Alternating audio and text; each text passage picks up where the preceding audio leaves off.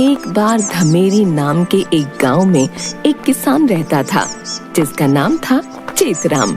चेतराम गन्ने की खेती किया करता था। सब कुछ सही चल रहा था, लेकिन जैसे ही गन्नों में रस पड़ता था, उसके खेतों में नीलगाय और हाथी आकर सारी खेती बर्बाद कर देते थे। चेतराम हर वक्त अपने खेत पर नहीं रह सकता था, क्योंकि उसका घर खेत से थोड़ा दूर था। अरे, मैं तो इन जंगली जानवरों से तंग आ गया हूँ। कैसे अपनी खेती की रखवाली करूं? एक काम करता हूं, क्यों ना खेत के पास एक छोटी सी झोपड़िया बनाकर यहीं पर रह जाया करूं। हाँ, जिससे मैं अपने खेतों की देखभाल अच्छे से कर पाऊंगा। हाँ, यही सही रहेगा। अगले दिन चेतराम गांव से खेत की तरफ जा रहा था। तभी उसे उसका दोस्त खुशीलाल मिलता है। अरे भाई, आज कहाँ चल दिया है? दिखते ही नहीं आजकल है भाई। रहते कहाँ भाई है? क्या बताऊं भाई, इन जंगली जानवरों ने नाक में दम कर रखा है। पूरी फसल बर्बाद कर देते हैं। अब सोच रहा हूं कि फसल की कटाई तक खेत में ही झोपड़ी बना लूं। मैं तो कोल्हू की तरफ जा रहा था गुड़ खाने। चल रहा है साथ तो चल, है? बचपन की कुछ यादें ताजा हो जाएंगी। भाई आज नहीं, फिर कभी चलेंगे। अच्छा, अब मैं चलता हूं। चेतराम ने बांस के कुछ डंडों और घास फूस से अपने लिए एक झोपड़ी बना ली और उसमें एक चारपाई लगाकर वहीं रुकना शुरू कर दिया। अब ठीक है, आज से रात में यही रुकूंगा। देखता हूँ अब जानवर मेरी फसल कैसे बर्बाद करते हैं। सर्दियों के दिन होने की वजह से हर तरफ कोहरा छा जाता था। चेतराम के खेत की कुछ ही दूरी पर एक शरारती भूत भी रहता था, जो अपने अकेलेपन से उदास था और हमेशा किसी न किसी को तंग किया करता था। उस भूत का नाम था गधैया भूत।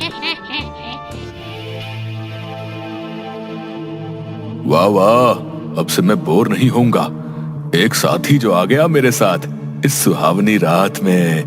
अब से चेतराम के साथ रात बीतेगी। हाँ, उधर रात में चेतराम अपनी झोपड़ी में अपनी खटिया पर घोड़े बेचकर सो गया था।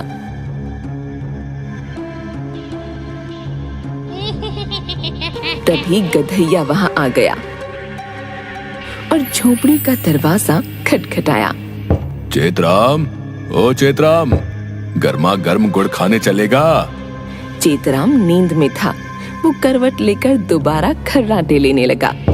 चेतराम, उठ जा चेतराम, चल गुड़ खाने चलते हैं। स्वादिष्ट गुड़, चल जल्दी उठ।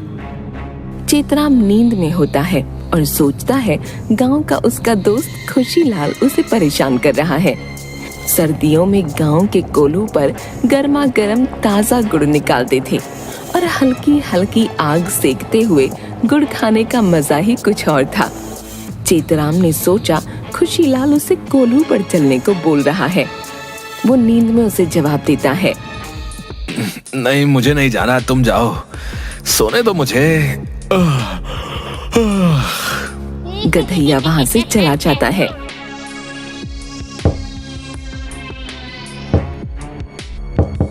लेकिन उसके बाद ये सिलसिला रोज का हो गया। अगले दिन, चेतराम, उठ जा चेतराम, चल गुड़ खाने चलते हैं। स्वादिष्ट गुड़, चल जल्दी उठ। नहीं नहीं, मुझे नहीं जाना, तुम जाओ। ये सिलसिला थमता नहीं है और एक दिन चेतराम दिन में, ये खुशीलाल रोज रोज आकर मेरी नींद हराम कर देता है। आज रात को उसको ऐसा सबक सिखाऊंगा कि याद रखेगा। आने दो आज उसे, गुड़ खिलाता हूं उसे आज अच्छे से। हाँ। और रात होने पर अपनी झोपड़ी में दरवाजे के पीछे छिप कर बैठ जाता है और खुशीलाल का इंतजार करता है। उधर थोड़ी देर बाद रोज की तरह गधैया, लोगों को तंग करने का मजा ही कुछ और है। आज फिर चेतराम की फिरकी लेता हूँ। हाँ,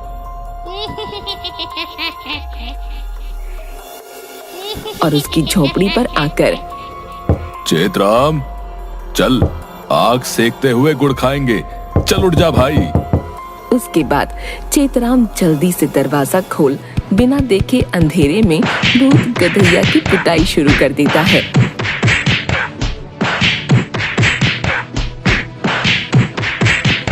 गधैया इतनी कुटाई के बाद वहां से भाग जाता है। भागता कहाँ है, रुक जरा और गुड़ खिलाता हूँ तुझे ससुर के नाती है, सारी रात खराब कर देते हैं। उसके बाद चेतराम अपनी चारपाई पर जाकर लेट जाता है। उधर बेचारा गधैया पिटने के बाद अजीब इंसान है, भूत से भी नहीं डरता, ऊपर से डंडे से पिटाई कर दी। बाकी भूतों को अगर ये बात पता चली तो मेरी सारी रेपुटेशन तो गई। नहीं नहीं, इस चेतराम को सबक सिखाऊंगा। कमर तोड़ दी इस कमीने ने। साला सर पे डंडा मार मार कर आधे बाल झाड़ दिए। अभी पिछले साल ही ट्रांसप्लांट करवाए थे। उधर चेतराम रात को करवटें बदलता है, लेकिन उसे नींद नहीं आती। नींद नहीं आ रही, क्या करूं क्या करूं। उस खुशीलाल को भी गुस्से में आकर ज्यादा ही पीट दिया, कहीं गंभीर चोट ना आई हो।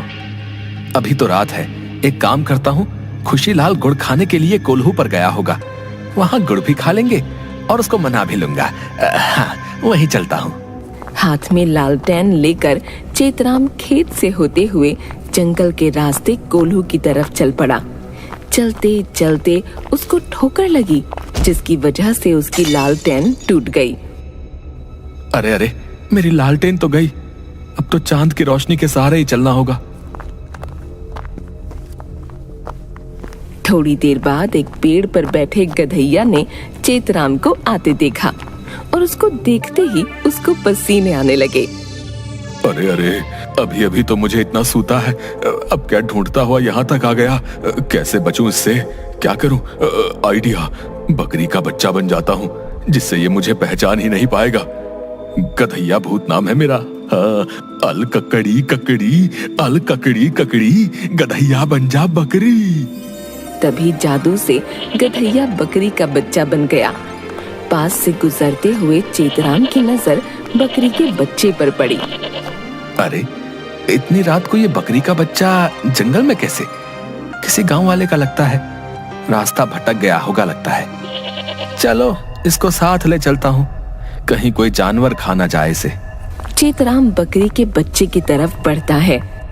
अरे, इस कमबख्त ने मुझे इस वेश में भी पहचान लिया, भागो यहाँ से। बकरी का बच्चा इधर उधर भागने लगता है।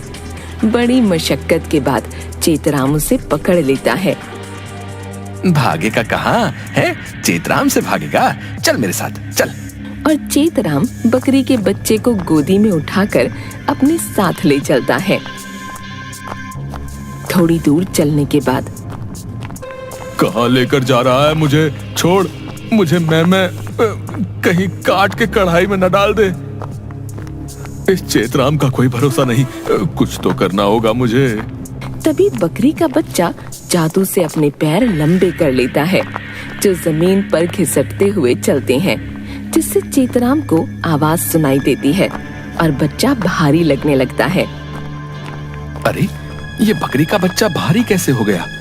क्या मुसीबत है? अब उठाया है तो पहुंचाना तो पड़ेगा।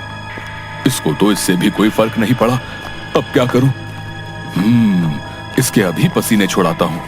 तभी बकरी का बच्चा बहुत भारी हो जाता है और चेतराम की हालत खराब हो जाती है। अरे, ये क्या हुआ? ये बच्चा इतना भारी कैसे हो गया? आई, मुझसे चला नहीं जा रहा। चेतराम बहुत धीरे धीरे चल रहा था और पसीने से लथपथ हो गया था।